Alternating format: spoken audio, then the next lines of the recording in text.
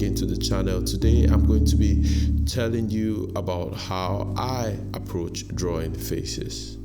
So actually I use the Asaro Head for every of my drawings of the face. And the Asaro Head, of course, is a 3D model of the head created by John Asaro. And it helps our overall understanding of how light is reflected on the surfaces of the head. What I'm doing right now is that I take a 3D picture of the Asaro Head and I trace it over my subject. And then I keep the subject aside and try to recreate these planes just by observation, looking at what I've already mapped out on the head based on what the Asaro Head mapping has already given to me. If you want to draw faces very well, you need to observe people from real life. This is because faces are complex and ever-changing, and the best way to learn to draw them is to see them in motion. The more you observe people, the better you'll be able to capture their likeness in your drawing. So I usually go out there and I start observing. I go to a park, I go to the coffee shop, or I just take a walk down the street. I then pay attention to the people I see and I try to capture their unique features in my drawings. But do not be afraid to observe people, your friends, your spouse, your neighbor, when you have a conversation with them, because everything you would eventually put down on a paper, on a digital graphic tablet, is actually going to come from this wealth of knowledge which you're gathering from that interaction.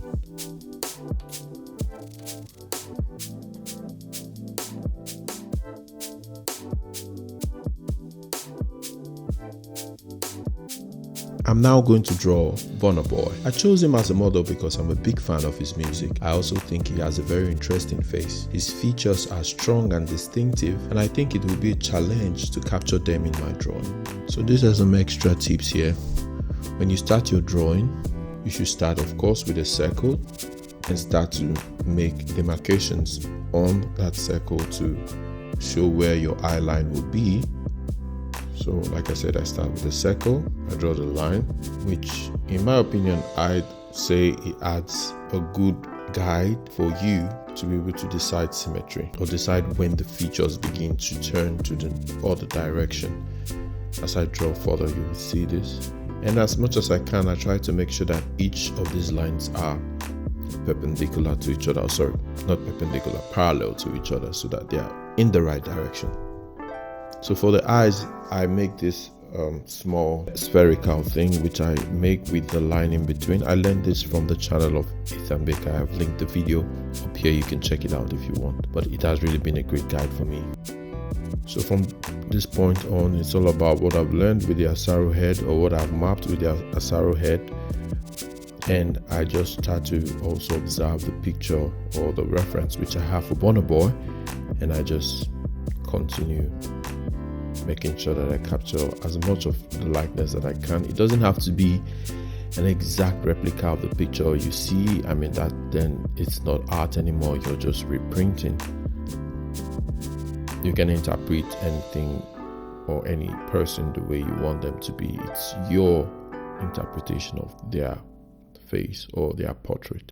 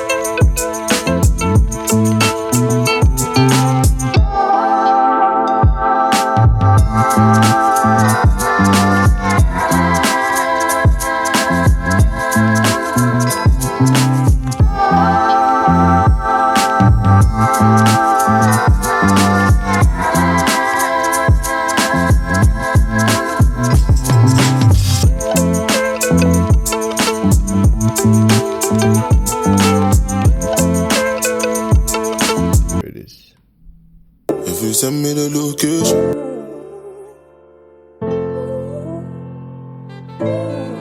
So I hope you enjoyed this mini tutorial on how I approach drawing faces. If you'd like to learn more about different kinds of art tricks and tips, please subscribe to my channel. I post new videos every week.